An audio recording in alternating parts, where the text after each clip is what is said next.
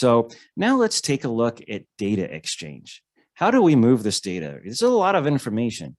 How am I going to get full material declarations from hundreds of suppliers and enter those into a database? How is that even logistically possible? Well, when you look at the kind of documents that are being exchanged in support of this, when you look at declarations, you might receive these in text documents. You might get an Adobe PDF version of an old IPC 1752 file, or maybe an Excel file they printed the PDF. They might provide it in Microsoft Word, or it might direct you to a website that's HTML. Right.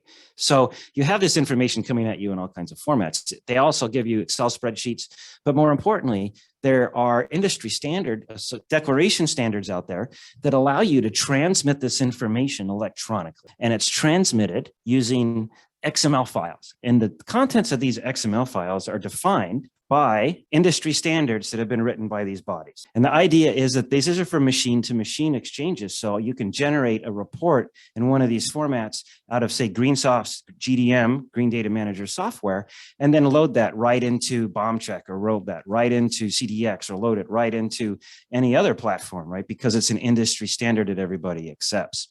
So let's take a look at some of these standards now and see how they relate to each other. When we look at IPC 1752A, this is the most adopted utilized data exchange standard in the industry today. Almost every compliance platform on the planet supports IPC 1752A imports and exports. This format supports full material declaration, but it does not support the exchange of article details associated with skip, right? The standard, however, is still actively maintained. It's still active. Now, there is a newer version of that, 1752B.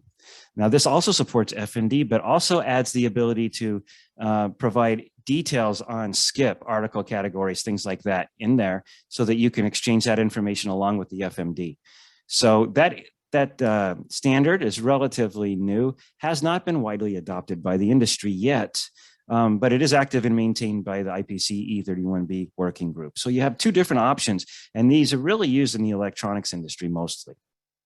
One thing I want to mention here is that these are XML files. They're not easily human readable.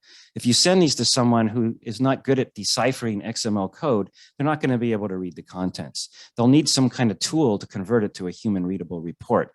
Greensoft does offer a free IPC 1752A viewer that's online. Doesn't cost anything. You can just go in. So if someone sends you one of those files, you want to see what's in it, you could just import that into the viewer, and then you could come back with the human readable format. Learn more by viewing the full-length video online at greensofttech.com/videos. Plus, learn about our environmental regulation solutions online at greensofttech.com.